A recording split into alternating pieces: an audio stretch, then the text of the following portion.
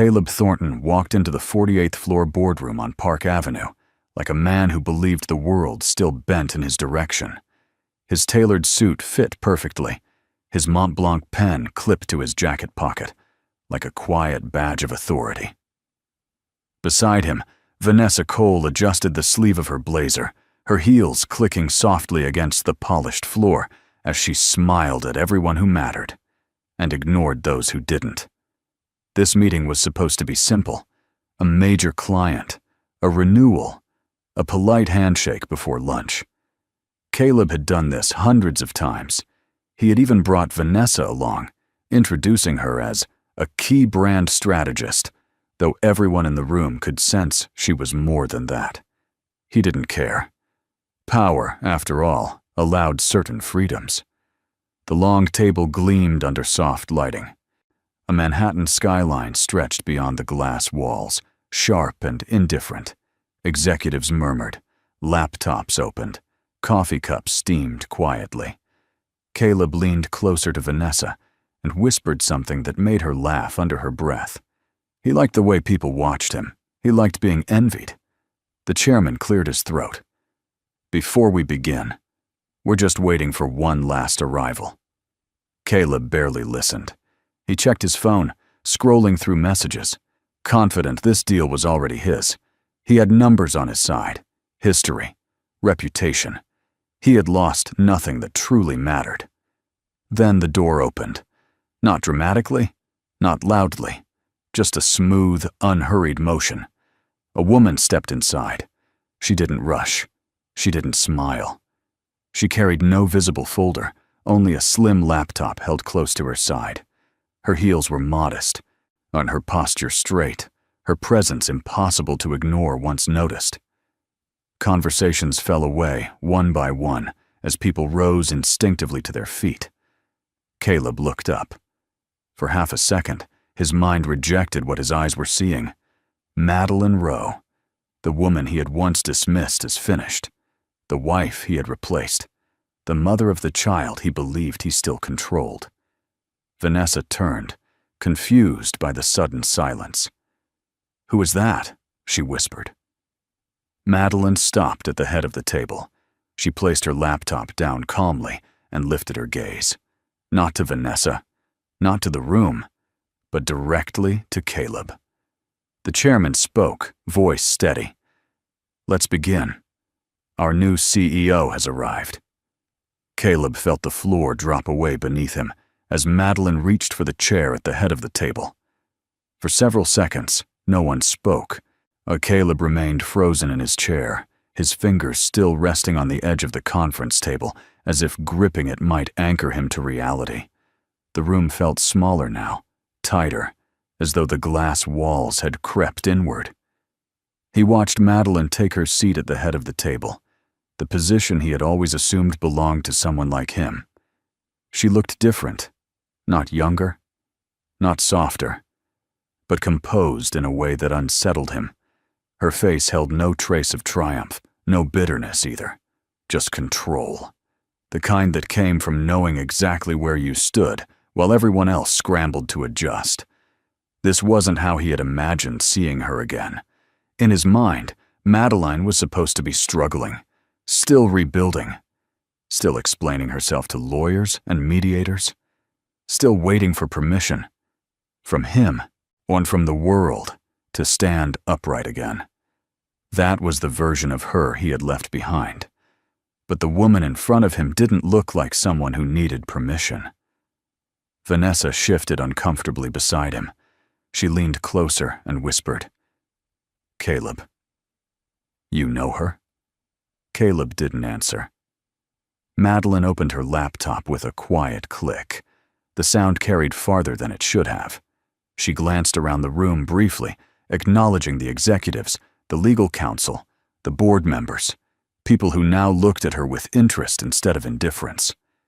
Then her eyes returned to Caleb. It wasn't anger in her gaze that shook him. It was recognition. As if she saw him exactly as he was, stripped of the stories he told himself. For the first time in years, Caleb felt exposed. The chairman cleared his throat again. As you all know, effective today, Madeline Rowe will be overseeing strategic direction across all client partnerships. Caleb felt heat rise to his face. Strategic direction. The words echoed cruelly. This was his territory, the world he had built his identity around. Vanessa straightened, her earlier confidence cracking. "Wait," she said softly, confused. "Is this permanent?" Madeline finally spoke. "Yes," she said, her voice calm, steady, unmistakably American. "It is." She didn't raise it, didn't soften it either. Caleb opened his mouth, then closed it. For once, charm failed him. Logic scrambled behind panic. How? When? Who helped her? Each unanswered question pressed harder against his chest. Madeline folded her hands on the table. "Shall we begin?" she asked the room. The executives nodded. Screens lit up. Slides appeared. Business resumed. But Caleb couldn't focus. All he could think was one terrifying realization forming, slow and undeniable. Madeline hadn't returned to ask for anything. She had come to take back far more than he ever imagined. Madeline used to believe their marriage was built on sacrifice. That was the word Caleb liked to use. Sacrifice. He said it gently at first, almost lovingly. Someone had to step back so the other could step forward. Someone had to stay home so the other could shine. And because Madeline loved him, because she believed in us, she agreed. In the early years, it didn't feel like control. It felt like partnership. She left her compliance role temporarily when Caleb's promotions demanded more travel. She handled the logistics of life so he could focus on deals. She told herself it was a season, not a surrender. But seasons stretched into years.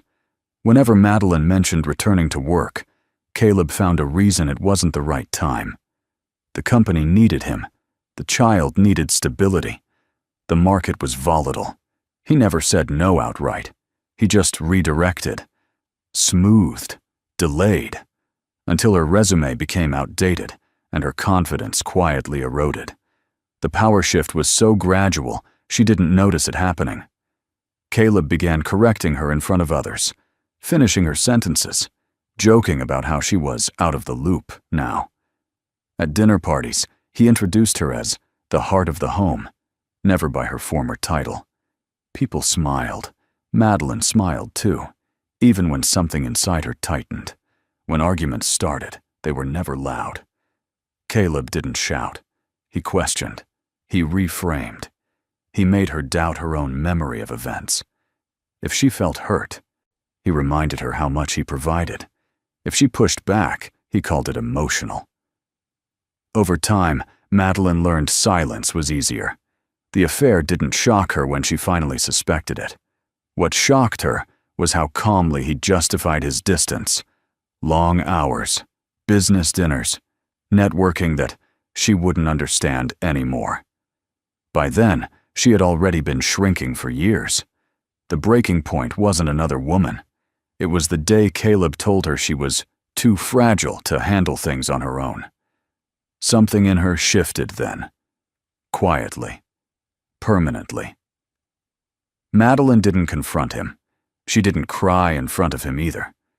Instead, she began observing the marriage the way she once analyzed risk models, patterns, leverage points, inconsistencies.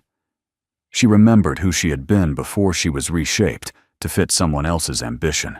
And for the first time, she stopped asking herself how to save the marriage.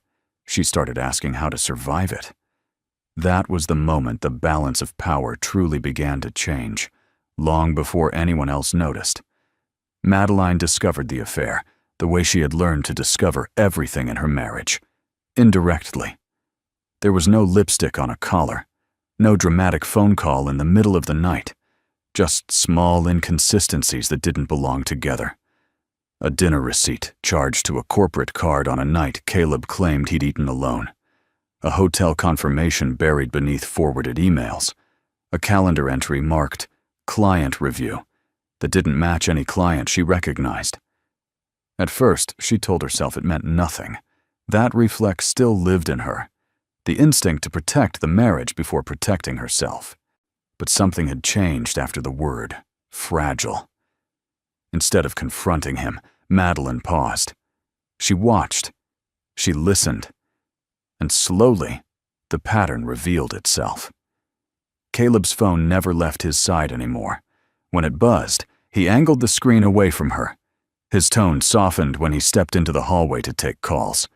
Not secretive enough to be obvious, just careful enough to be intentional. Madeline felt the hurt, but it arrived muted, dulled by months of emotional distance.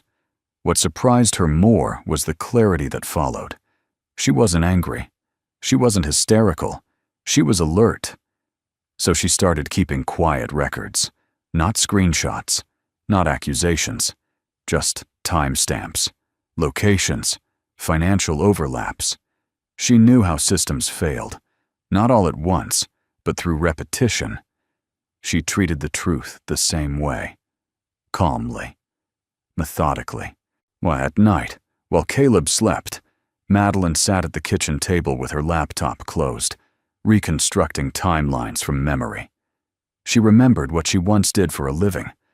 Compliance wasn't about catching people in lies. It was about proving patterns couldn't be denied. When Caleb finally admitted nothing, denied everything, and blamed stress for his absence, Madeline nodded. She thanked him for explaining, and she stopped asking questions entirely. That was when he grew comfortable. He began leaving earlier, coming home later, introducing her absence as understanding. He thought silence meant forgiveness. It didn't. For Madeline, love didn't vanish in one moment. It hardened into resolve. Every overlooked anniversary, every broken promise, every night Elliot asked why Dad wasn't home, each became another data point. But by the time Caleb decided he was done pretending, Madeline had already finished documenting the truth. She never planned revenge. She planned protection. Because when love turns into leverage, the one who survives isn't the loudest. It's the one who keeps the record and knows exactly when to use it. The day Madeline lost her son did not begin with shouting or slammed doors. It began quietly, with a court notice folded too neatly inside a plain white envelope. She read it at the kitchen counter while Elliot ate cereal, his feet swinging above the floor as he talked about a science project. Madeline listened, nodded, smiled when she was supposed to. Only her hands trembled slightly as she set the paper down, careful not to let him see. Caleb had filed first. Temporary custody, emergency motion, a language designed to sound protective while cutting deeply. He claimed instability, emotional fragility, a lack of income continuity. Words chosen not to tell the truth, but to control the narrative. Madeline didn't cry then. She packed Elliot's backpack slowly that afternoon, folding his clothes with care, slipping his favorite book inside, tucking a note into the front pocket without knowing if he would ever read it. When Caleb arrived, he was calm, polite, almost gentle. That frightened her more than anger would have. "It's just temporary," he said, as if discussing a schedule change. "Until things settle." Elliot looked between them, confused. "Mom?" he asked softly. Madeline knelt in front of him, her voice steady despite the pressure in her chest. "You're going to stay with Dad for a little while," she said. I'll see you very soon." She didn't say goodbye like it was goodbye. She kissed his hair, straightened his jacket, smiled until her face hurt. When the door closed behind them, the apartment felt impossibly empty. The silence rang. Madeline stood where she was for a long time, her body refusing to move, as if still holding space for a child who was no longer there. That night, she sat alone on the edge of Elliot's bed, staring at the small indentation his body usually left behind. This was the first time Caleb's power felt absolute. He hadn't taken her son out of love. He had taken him as leverage. The grief that followed wasn't dramatic. It was heavy, physical. It settled into her bones and made breathing feel like effort.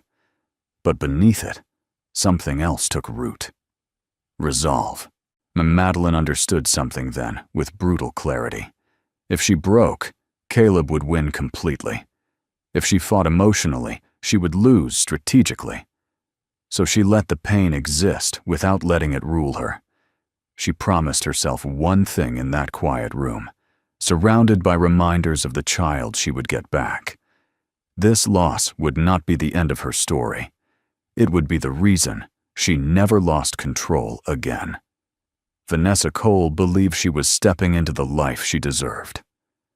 From the passenger seat of Caleb's Mercedes, she watched Manhattan slide past the window, glass towers reflecting late afternoon light, like mirrors of success. Caleb's hand rested casually on the steering wheel, confident, relaxed. This was the version of him she loved, the man who looked untouchable. He had told her the story carefully. His marriage was already over. Madeline was unstable, lost, unable to keep up.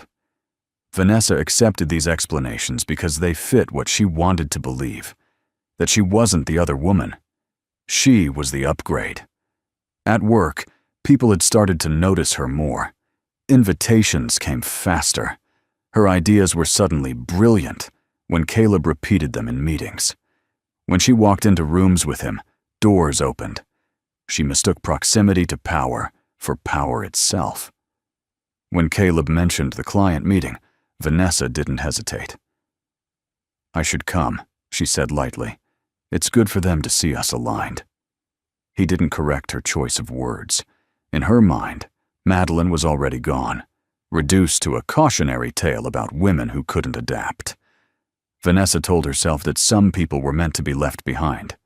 Progress required courage. What she didn't see was the way Caleb never promised her anything concrete. No timelines, no future plans spoken out loud. Just enough reassurance to keep her close. Just enough ambiguity to stay in control. After the meeting began to unravel, Vanessa sat frozen in her chair, replaying the moment Madeline had entered. The room's reaction, the sudden respect, the authority that didn't need to announce itself. "This wasn't supposed to happen," Vanessa whispered under her breath. Caleb didn't look at her. For the first time since she'd known him, his confidence cracked. His jaw tightened, eyes fixed forward, calculating. Vanessa realized then that she had never truly known him. She had known the version he allowed her to see, the one who needed admiration, not equality. A cold understanding crept in.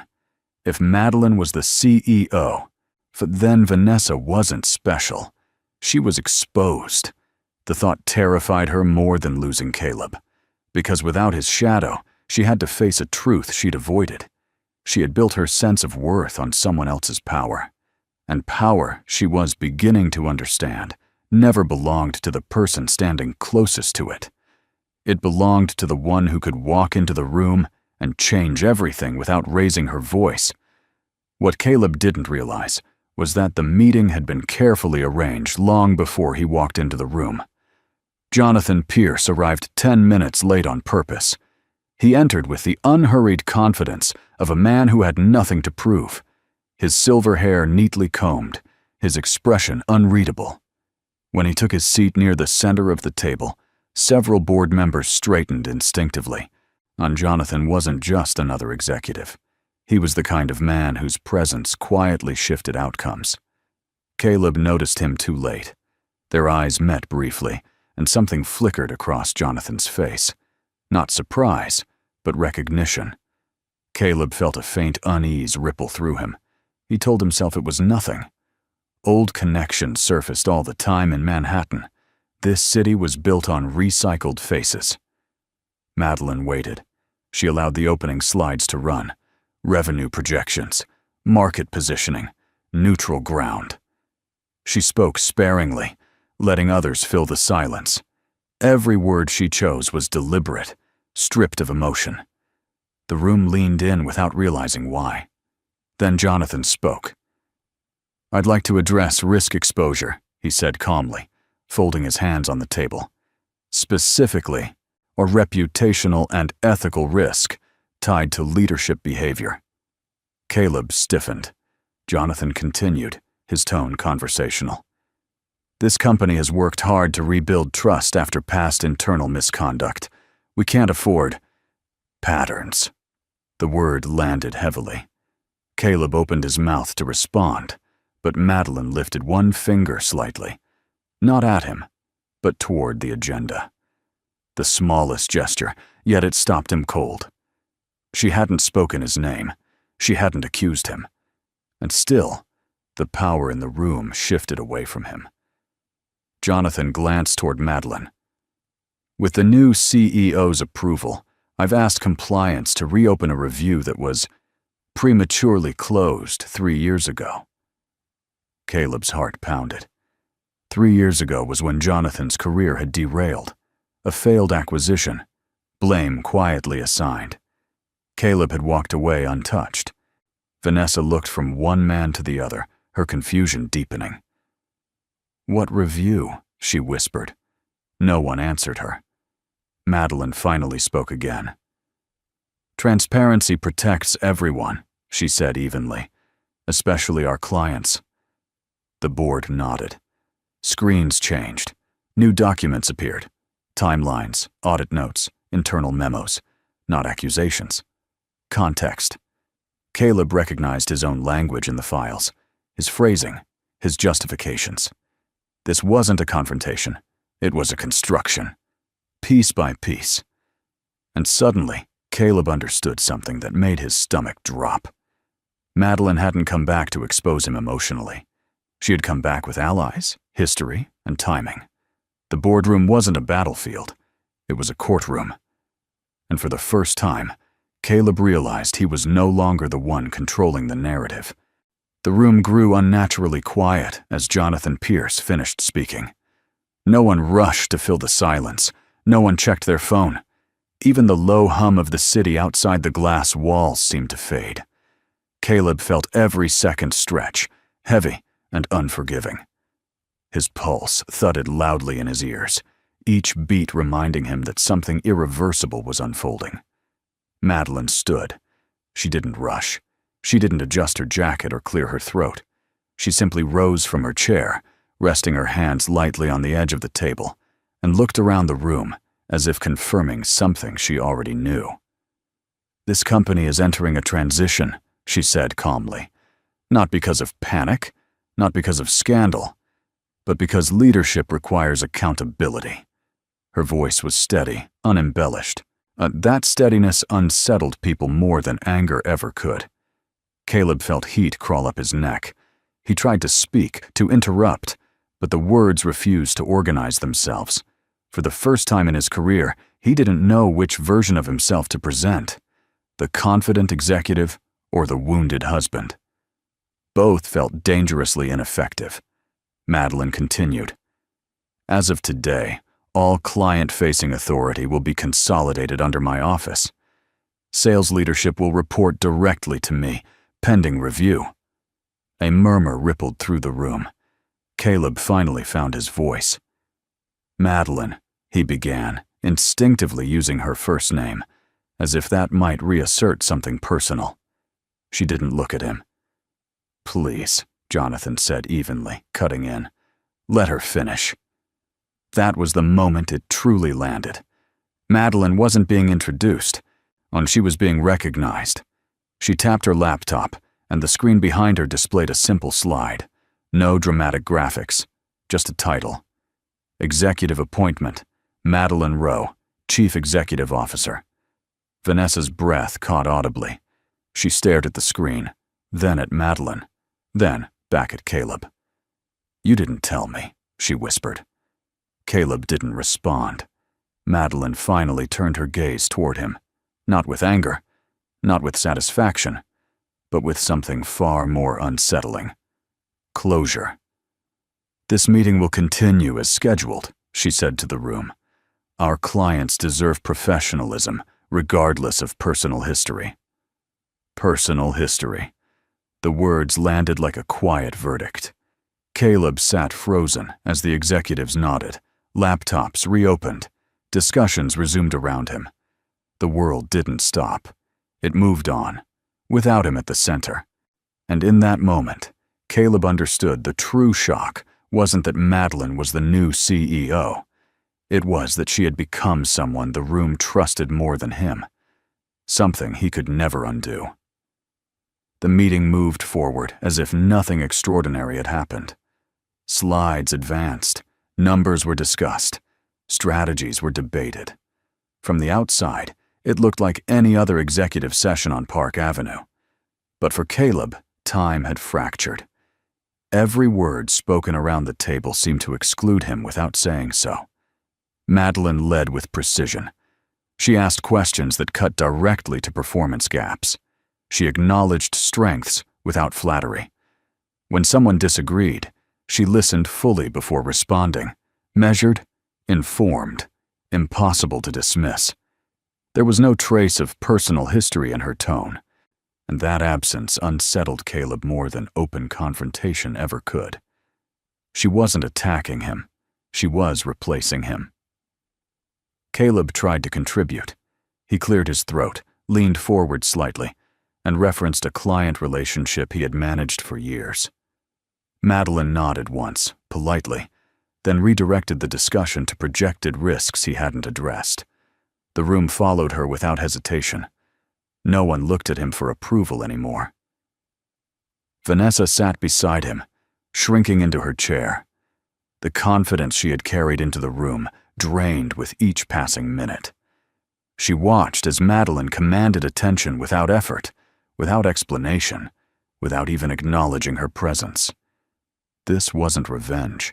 Revenge would have been emotional. Public. Loud. What Madeline delivered was far worse. She treated Caleb like any other executive whose relevance was under review. No accusations, no raised voice, just professional distance that stripped him of importance piece by piece.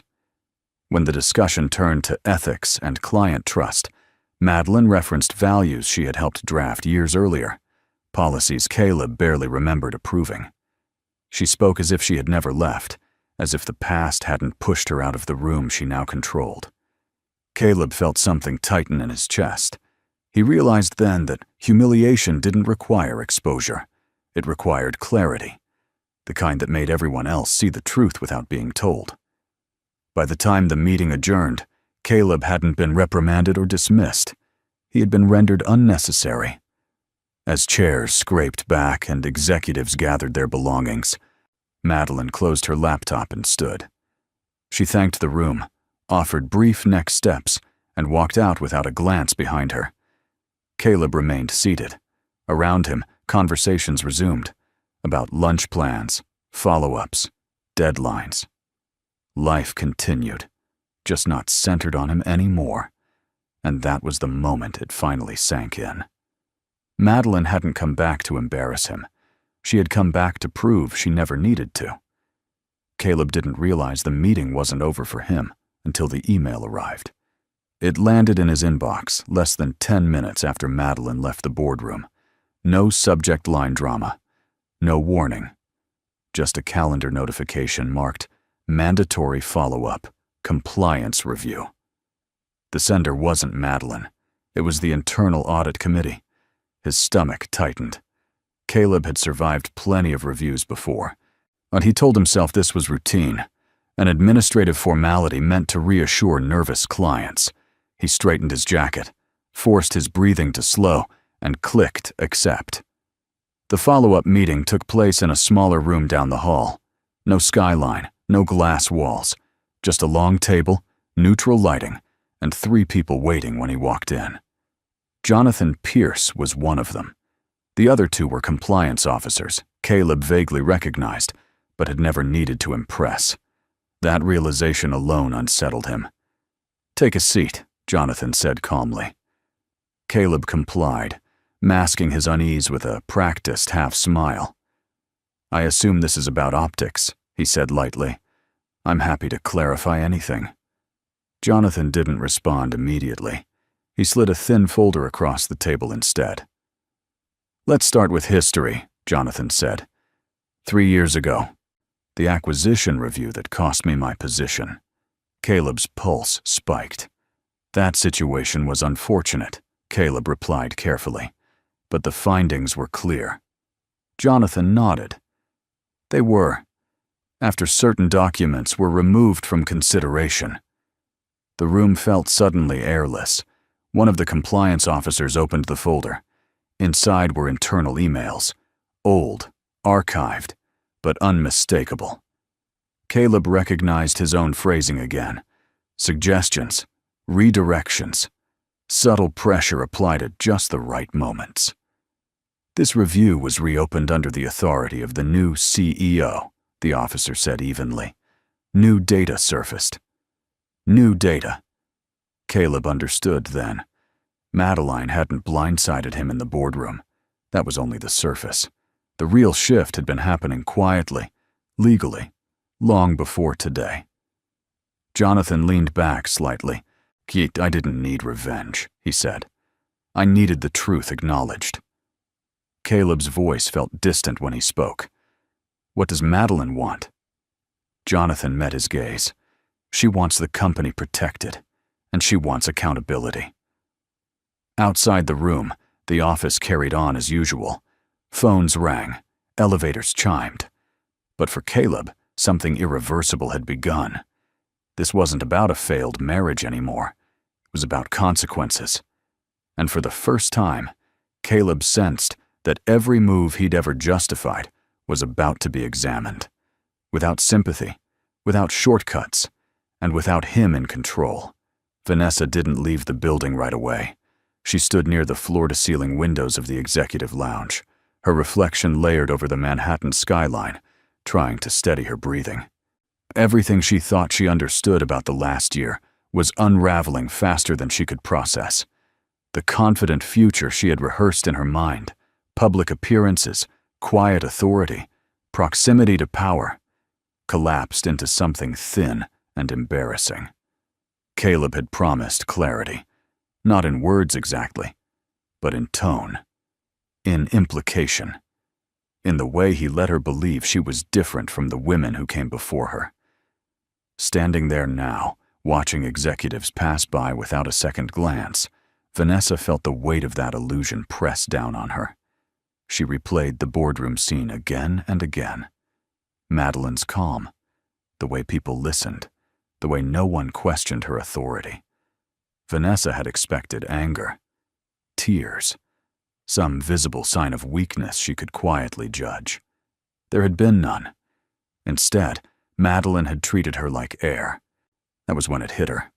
Vanessa had never been a threat. Not to the marriage, not to Madeline. She had been a convenience, a distraction Caleb used to reassure himself that he was still desired, still admired, still in control. And now, even that role was gone.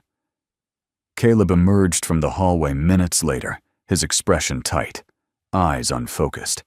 He didn't look at Vanessa at first. When he finally did, there was no comfort in his gaze, only calculation. "We'll talk later," he said flatly. Vanessa nodded automatically, then stopped herself. "Caleb," she said, her voice quieter than she intended. "What's happening?" He exhaled sharply. "Not here." That answer told her everything. Vanessa realized she didn't know where she stood, because she had never been given a place. She had borrowed one, standing in someone else's shadow, to mistaking reflected light for her own. As she gathered her things, her phone buzzed with a notification, an internal message confirming her removal from the client project, effective immediately. No explanation, no apology, just distance. Across the room, Madeline walked past with 2 board members, engaged in quiet conversation. She didn't look at Vanessa. She didn't need to. Vanessa felt something sharp settle in her chest. Not jealousy, but regret. Not for Caleb, but for herself. For every moment she had chosen convenience over integrity. She left the building alone. And for the first time, Vanessa understood the real cost of attaching her worth to someone else's power. By the time you realize you were never chosen, it's already too late to pretend you were. Caleb waited until nightfall to call her. Madeline was sitting alone in her apartment, the lights dim. Elliot's room still untouched the way she had left it weeks ago. She didn't rush to answer when the phone vibrated. She already knew why he was calling. Control always arrived late when it felt threatened. "You think you've won," Caleb said the moment she picked up. His voice was calm, too calm. "But don't forget who still has leverage." Madeline listened without interrupting.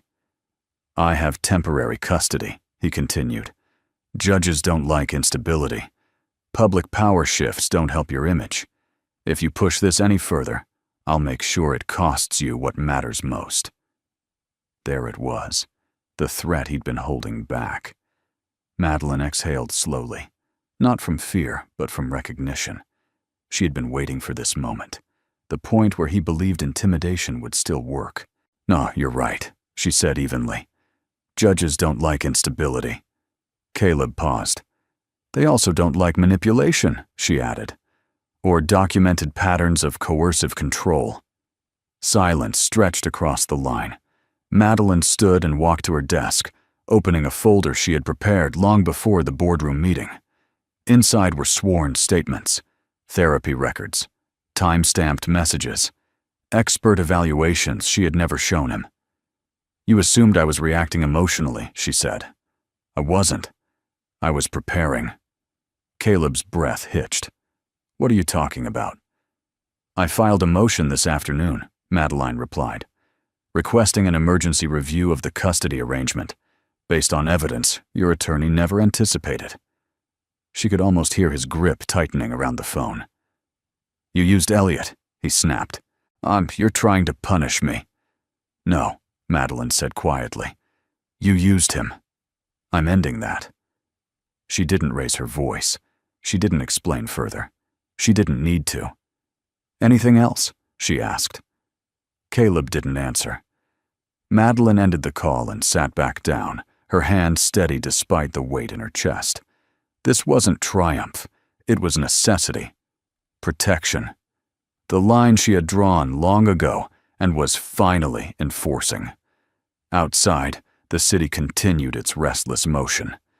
Inside, Madeline allowed herself one private moment, pressing her palm against the desk, grounding herself in the reality she had reclaimed. For the first time since losing her son, she wasn't reacting to Caleb's moves. She was anticipating them, and the power he thought he still held was already slipping. One legal document, one truth, one consequence at a time.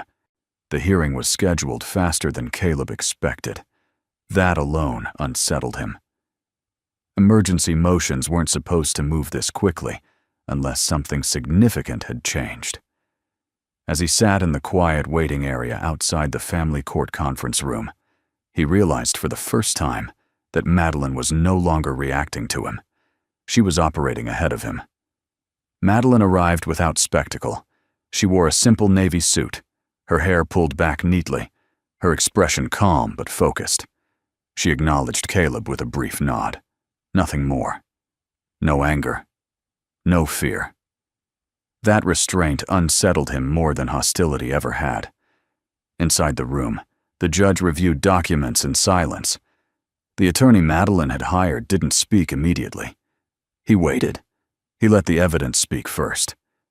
Text messages appeared on the screen, not dramatic ones. Patterns, but subtle pressure. Late-night messages questioning Madeline's stability, followed by reminders of financial dependence. Audio transcripts from mediation sessions, where Caleb had dismissed her concerns while positioning himself as the reasonable parent. Then came the expert testimony, a child psychologist's assessment, a therapist's affidavit, clear language describing coercive control, not physical, not explosive, but persistent, calculated, harmful over time. Caleb shifted in his seat. "This isn't about infidelity," the judge said finally. It's about power dynamics and their impact on a child. Elliot's name was spoken gently, with care. Madeline felt her chest tighten but kept her posture steady. She didn't interrupt.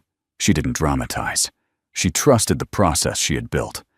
Caleb's attorney attempted a defense, framing ambition as concern, authority as protection. But the words felt thin against the documentation. For once, Caleb couldn't talk his way out of a room. When the judge announced the temporary modification, the sound of it felt unreal. Joint custody reinstated, primary residence pending review. Supervised boundaries put in place. Caleb stared ahead, stunned. Madeline closed her eyes briefly, not in relief, but in acknowledgement. This wasn't the end. It was the correction of a wrong that had gone on too long. Outside the courtroom, Caleb finally spoke. "You planned this," he said, disbelief laced with anger. Madeline met his gaze steadily. "I prepared," she replied. "There's a difference." She turned and walked away, her steps measured, her shoulders lighter than they had been in months. For the first time since Caleb had taken her son, the system had seen what she endured, not as weakness, but as truth. And that truth was no longer something he could rewrite. Elliot didn't understand courtrooms. To him, the room was just too quiet and too serious, filled with adults who spoke in careful voices and avoided eye contact. He sat in a small chair near the window, his feet not quite touching the floor, swinging slightly as he clutched a folded piece of paper in his hands. Madeline watched him from across the room, her heart tightening. She had promised herself she would never use her son as a weapon, never put words in his mouth, never turn his innocence into strategy. What happened next wasn't planned. It wasn't rehearsed. It was simply truth, spoken in the only language Elliot knew. The judge leaned forward gently.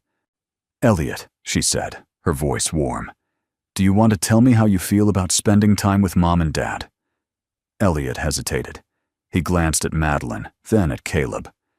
Madeline gave him a small nod. Not encouragement, not direction. Just permission to be honest. Elliot took a breath. "I like being with both of them," he said quietly. Caleb's shoulders relaxed slightly. "But," Elliot continued, his brow furrowing as he searched for the right words, "when I'm with Dad, he gets mad a lot. Not loud mad. Quiet mad." The room stilled.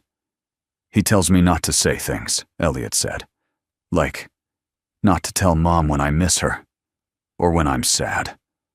Madeline felt her throat tighten, but she didn't move. Elliot looked down at his hands. "Mom doesn't do that," he added. "She tells me it's okay to feel stuff." No one interrupted him. The judge nodded slowly. "Thank you for telling me that." Elliot looked relieved, as if a weight had lifted simply by being heard. Caleb stared straight ahead, his face pale. For the first time, his version of events didn't matter. His explanations, his intentions. None of it could outweigh a child's unfiltered truth. Elliot slid off the chair and walked back to Madeline. She opened her arms, and he stepped into them easily, instinctively. She held him, not tightly, not desperately, just enough to remind him he was safe. The judge cleared her throat. "Children don't lie about where they feel secure," she said softly. "They don't need to." Madeline closed her eyes for a brief moment, not in victory, but in gratitude. Elliot hadn't accused anyone. He had simply described his world, and in doing so, he changed everything. The unraveling didn't happen all at once. It began with silence. Caleb returned to an apartment that no longer felt like his. The walls were the same, the furniture untouched, but the air carried a strange emptiness, like a place that had already decided to move on without him. He dropped his keys on the counter and stood there, staring at nothing, waiting for the familiar surge of anger or justification to arrive. It didn't. His phone buzzed instead. A message from HR Short. Formal. His access to client accounts had been temporarily restricted, pending the outcome of ongoing reviews. No apology. No reassurance.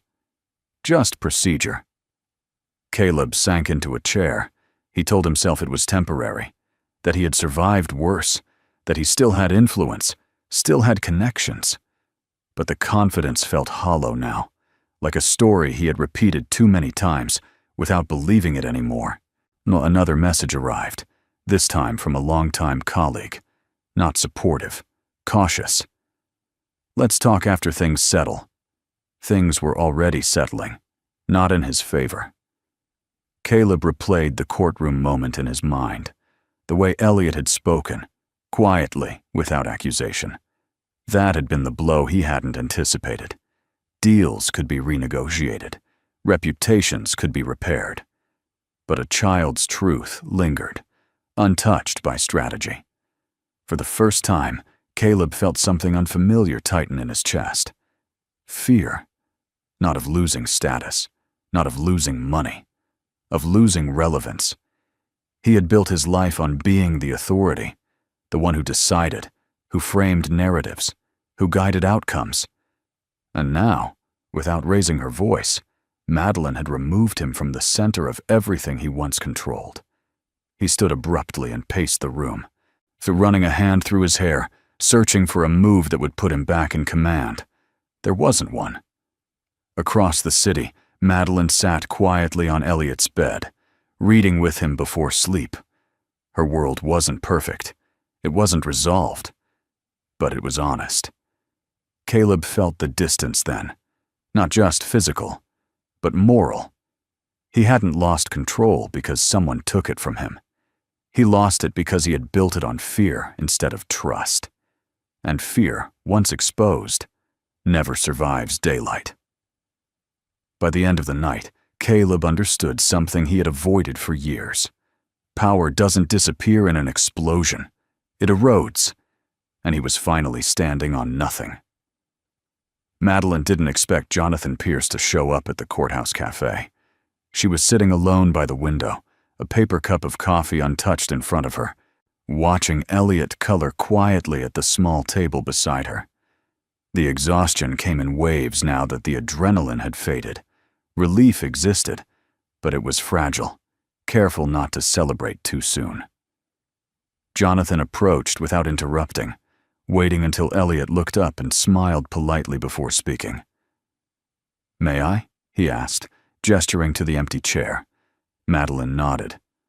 Of course. They sat in silence for a moment. Not awkward. Just unforced. Jonathan finally spoke. "You handled today with more restraint than most people would manage in a lifetime." Madeline gave a faint smile. "I didn't have a choice." "You did," he replied gently. "You chose not to burn everything down." That landed deeper than she expected. Jonathan glanced toward Elliot. "He's a good kid." "He is," Madeline said softly. "He deserved better than chaos." Jonathan hesitated, then leaned back slightly. "There's something I never told you. Back when we worked together, before everything changed." Madeline looked at him, curious but guarded. "I admired you," he said simply. "Not for your intelligence, though that was obvious, but for the way you carried responsibility without demanding credit." She absorbed that quietly. "When Caleb pushed me out," Jonathan continued, "I thought I'd failed. Took me years to realize I'd just trusted the wrong person. Seeing you walk back into that boardroom, it reminded me that some people don't lose their strength. They postpone it." Madeline felt something loosen in her chest. This wasn't a declaration. It wasn't a rescue. It was recognition. "I'm not asking for anything," Jonathan added quickly. I know your priorities are clear." She nodded. "They are." They sat there, watching Elliot hum softly to himself, coloring outside the lines without concern. "For what it's worth," Jonathan said, standing, "I'm glad you're here. Not as a CIO, as yourself." After he left, Madeline stared out the window, feeling something unfamiliar but warm settle in her chest. Not dependency, possibility. For the first time in a long while, she allowed herself to imagine a future that wasn't just about survival or justice, but connection. And that, she realized, might be the most unexpected victory of all. Justice, Madeline learned, didn't arrive with applause. It arrived quietly, through emails sent late at night and decisions made behind closed doors. There was no public announcement about Caleb's removal from leadership, so no scandal splashed across headlines, just a gradual, unmistakable shift that everyone in the company understood without it being explained. His title was suspended first, then his access, then his influence. Madeline never requested his dismissal directly. She didn't need to. The review committees worked through the evidence methodically, the way systems were meant to function when no one interfered. Each finding pointed in the same direction: patterns of misconduct, abuse of authority, ethical lapses hidden under performance metrics. Caleb tried to fight it. He sent messages to former allies, framed himself as a victim of overcorrection, hinted at lawsuits he never formally filed. Most replies came back neutral, polite, non-committal. A few didn't come back at all. Power, Madeline understood, was loyal only when it was useful. The final decision came on a Tuesday morning. Madeline read the report alone in her office, sunlight stretching across the desk. Caleb Thornton was formally terminated, without cause for reinstatement. The wording was precise. Final. She closed the document and sat back, feeling no rush of triumph, only release. That evening, Madeline walked Elliot home from school, holding his small hand as they crossed the street. He talked about his day, about a math test, and a story he wanted to write. Ordinary things. Safe things. "Mom," he said suddenly, looking up at her, "are we okay now?" She stopped walking and knelt so they were eye level. "Yes," she said honestly. "We are." That was justice. Not watching someone fall, but knowing your child no longer lives in fear. Later that night, Madeline stood on her balcony, the city humming below. Her phone buzzed once, an unknown number. She didn't answer. She didn't need to know what Caleb wanted to say. Some conversations were no longer hers to carry. Justice hadn't required her to shout or humiliate or destroy. It had required patience, boundaries, and the courage to let systems work instead of breaking herself trying to force them. Madeline stepped back inside, closing the door on the noise outside. For the first time in years, the quiet felt earned. And that, she realized, was the sound of a life finally realigned. The consequences didn't end with Caleb's termination. They followed him into spaces he had once dominated with ease. Restaurants where he used to be greeted by name. Networking events where conversations now stopped short. Inboxes that no longer filled with invitations. Nothing dramatic happened, and no one publicly blamed him. They simply adjusted, quietly, to his absence. Caleb felt it most in the mornings. He woke up with nowhere specific to go, no calendar dictating his worth. The silence that once empowered him now pressed in, heavy and unrelenting. He scrolled through old contacts, hesitating before each call, aware that every reach carried the risk of rejection. Most calls went unanswered. Vanessa tried once. She sent a short message asking if they could talk. Caleb stared at it for a long time before setting his phone down.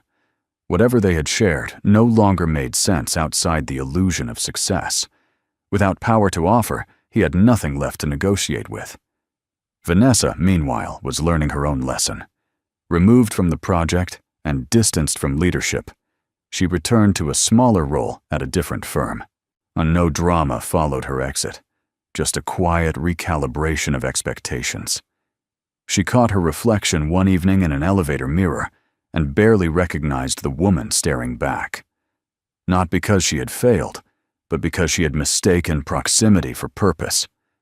Across the city, Madeline's life moved forward with intention. She didn't celebrate Caleb's fall. She didn't speak his name unless required. Her focus shifted to rebuilding routines with Elliot. School mornings, shared dinners, weekends that felt unhurried and safe. Stability became the reward she valued most. At work, the boardroom dynamics changed. Decisions felt cleaner, conversations more honest. People trusted the process again, and that trust reflected back onto Madeline without her asking for it. One afternoon, as she watched Elliot play in the park, Madeline thought about cause and effect. Caleb hadn't lost everything because of one mistake. He lost it because of patterns, choices repeated without accountability, control exercised without care. Vanessa hadn't been punished. She had simply been returned to herself, stripped of borrowed identity. And Madeline? She hadn't won. She had reclaimed her dignity, her role as a mother, her voice. As the sun dipped behind the buildings, casting long shadows across the grass, Madeline felt something settle within her. Not triumph, not resentment. Balance. And balance, she understood, was the truest form of justice. Madeline didn't think of her new life as a reward at first. It felt more like a gradual unfolding, something earned quietly, through consistency rather than celebration. Mornings settled into a rhythm again, on breakfast with Elliot before school, short walks together when the weather allowed, evenings where homework and laughter replaced tension and silence. These were small things, but they were everything. At work, Madeline's authority no longer felt provisional. People came to her not out of curiosity, but trust. Decisions were debated openly. Credit was shared. For the first time in years, she didn't feel like she was carrying the weight of an entire system alone. She had built a culture that didn't require fear to function. One evening, weeks after the custody adjustment became permanent, Jonathan invited her to dinner. Not a formal gesture, not a declaration, just an invitation to eat somewhere quiet, where no one knew either of them as titles first. Madeline hesitated before accepting. She wasn't afraid of commitment, and she was cautious of disruption. But something about Jonathan's steadiness felt different. He didn't rush her. He didn't position himself as a solution. He showed up as a companion. Dinner was easy. They talked about books, about mistakes they'd both made, about the strange freedom that comes with starting over when you're no longer trying to prove anything. When Jonathan spoke about the future, it wasn't framed around ambition, but alignment. Elliot met him weeks later. There was no performance, no attempt to impress. Jonathan listened to Elliot's stories, asked thoughtful questions, respected his space. When Elliot fell asleep on the couch halfway through a movie, Madeline watched Jonathan carefully lift a blanket over him without being asked. Something in her chest softened. This, she realized, was what safety looked like. Not intensity, not control. Presence. The reward Madeline received wasn't flashy. It wasn't revenge dressed up as romance. It was the quiet accumulation of things she had once been told she didn't deserve all at once. Respect, stability, partnership. Later that night, as she stood by the window, city lights reflecting back at her, Madeline felt gratitude, not for what she had gained, but for what she no longer had to endure. She hadn't been saved. She had survived. And now, finally, she was choosing. Not from fear or obligation, but from strength. That was the reward that lasted. The wedding was small. No headlines. No speeches about resilience or triumph. Just a quiet gathering in Central Park on a mild autumn afternoon, when the leaves were beginning to turn and the city felt momentarily gentle. Madeline stood beneath a simple arch of white flowers, sunlight filtering through the trees, Elliot's small hand resting firmly in hers. He was smiling. That mattered more than anything. Jonathan stood beside her, not as a savior, not as a symbol of a new chapter meant to erase the past, but as a man who had chosen to walk forward with her, aware of her scars, respectful of her strength. When he spoke his vows, his voice was steady, not dramatic. He promised presence, honesty, partnership. Madeline answered with the same simplicity. She didn't promise perfection. She promised truth. As they exchanged rings, Elliot looked up at her and whispered, "Mom, you look happy." She knelt, brushing his hair back gently. "I am," she said. And for the first time, the word felt complete. Caleb wasn't there. He didn't need to be. Somewhere else in the city, life went on for him too. Smaller, quieter, unstripped of illusion. He had his consequences, not cruel ones, just honest ones, the kind that follow choices long after excuses run out. Madeline didn't think about him anymore. Her life had grown too full for that. After the ceremony, they walked together through the park, laughter mixing with the distant sound of traffic and music. Nothing cinematic, nothing staged, just movement, just life continuing. Later that evening, Madeline stood by the window of her apartment, watching the lights of Manhattan flicker on one by one. The city hadn't changed. It never did. She had. Not because she became harder, but because she became clearer. She had learned that silence could be strength, that patience could be power, that love, when rooted in respect, didn't demand sacrifice of self. Most of all, she had learned that justice didn't always look like victory. Sometimes it looked like peace. Madeline turned away from the window and joined Jonathan and Elliot in the living room, where they were arguing playfully over a board game. She sat down between them, grounding herself in the moment. This was her life now. Not perfect, but whole. And that was more than enough. So, the story has come to an end. And if you're still here with us right now, truly still here until this moment, then maybe something in this story has touched your heart in a quiet way. Maybe not loudly. Maybe not dramatically, but enough to make you pause. What this story really shows us is something very human. Life doesn't always reward the loudest voice, the angriest reaction, or the quickest revenge. Sometimes, healing comes from clarity, patience, and knowing where to stand. The Stoic philosopher Marcus Aurelius once said, "You have power over your mind, not outside events. Realize this, and you will find strength." Madeline didn't win because she screamed. She won because she stayed grounded when everything tried to shake her. Another Stoic idea reminds us, the best revenge is not to be like your enemy. And that's exactly where healing begins. When you stop reacting from pain and start acting from values, life slowly realigns itself. Not perfectly, but honestly. If this story resonated with you, if it made you reflect on your own boundaries, your own resilience, or your own quiet strength, then you're not alone. Stories like this exist because so many of us are walking similar paths. If you felt something, please take a moment to like this video, or share it with someone who might need it, and subscribe to the channel. Your presence here matters more than you know. This story is a work of fiction created for storytelling, emotional reflection, and educational purposes. While the characters, events, and situations may feel realistic and relatable, they are not intended to represent real individuals, companies, or specific legal cases. Any resemblance to actual people or events is purely coincidental. The themes explored in this narrative, such as personal growth, accountability, resilience, and healing, are meant to encourage viewers to reflect on real-life values in a thoughtful and constructive way.